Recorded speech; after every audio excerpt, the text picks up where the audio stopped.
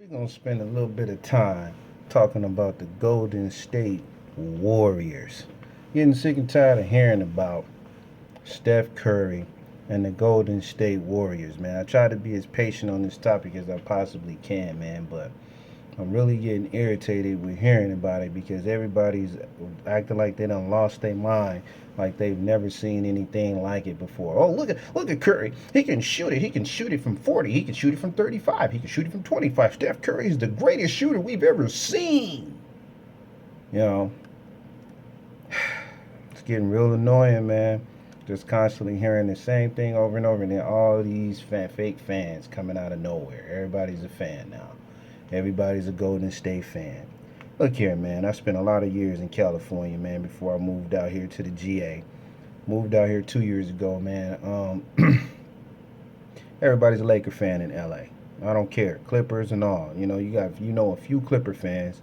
You don't know no Sacramento fans. I mean, Golden State was up there with Sacramento, man, with nobody really caring nothing about uh, Golden State.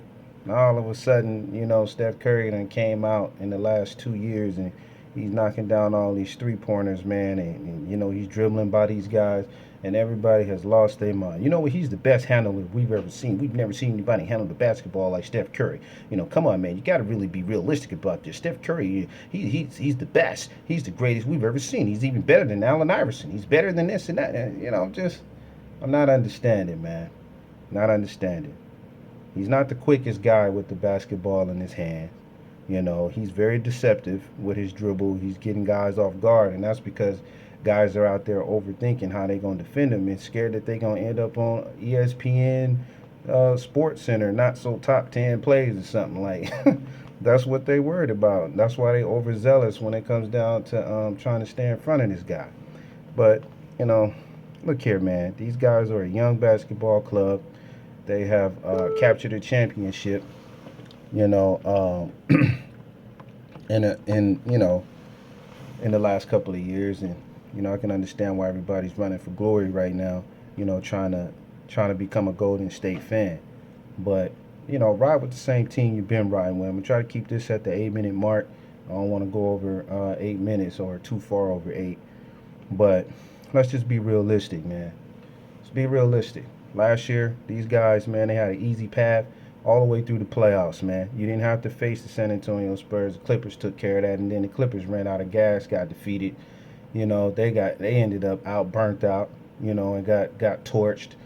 Then they didn't have to face OKC because they was riddled with injury, so that was an easy path. It's only a few teams every year that's going to be probably in the mix. You'll probably have Dallas that try to fight for like the 6 or 7 seed, then or maybe Phoenix. Then that's probably gonna be the difference. Then you're gonna have the Clippers, you're gonna have San Antonio, you're gonna have Golden State, you're gonna have OKC, you're gonna have the Grizzlies, and that's gonna be it. You know what I mean? It's gonna be the same ones every year. They know how to dispatch all of these guys. You know what I mean? It's not like they don't see these guys at least 2 times, 3 times a year. You see what I'm saying? But they're gonna cancel each other out once the playoffs starts. So Golden State ain't gonna have to go through half of those guys just to get to the ring. So, I mean, the championship game, you're probably gonna end up seeing the Grizzlies or San Antonio. You know, maybe Dallas. These are like the only complete teams. Maybe even the Clippers. But we can roll on that topic another day. But I'm just getting sick and tired of hearing about the wet paper champs, man. They wet paper champs. You know what I mean? They ran through. I can't say they ran through Cleveland because they struggled with Cleveland, man. For all of the games that they played, you played a subpar Dellavedova in the playoffs. He shut you down a few games. You know what I mean? And then they found out how to make Curry a decoy, and had him running Dellavedova around most of the game and running him through screens and whatnot. You know what I mean? And then in the fourth quarter, Steph finally got going, but it's not like he was dominating out there the whole night. You playing the JV team or the soft fresh team, sophomore team. You know what I mean out there, freshman squad. You know what I mean? And now you want to run around and parade like as if y'all just hotly, just smoking, just hot smoking. Everybody's just talking about Golden State. Golden State. Let's talk about the roster. Andre Iguodala, the sixth man. You know what I mean? Basic basketball player. No better than Richard Jefferson or Vince Carter, man, in their heyday. You know what I mean? Like, dude, you a basic basketball player. You know what I mean? Yeah, he can knock down a shot, knock down an open three every now and then, but ain't nothing special about his game. Uh, what's my man name? Andrew the Bum Bogut.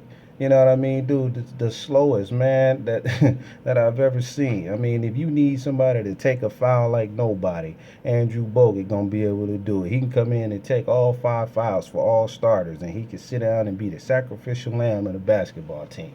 Andrew Bogut is a bum. Okay.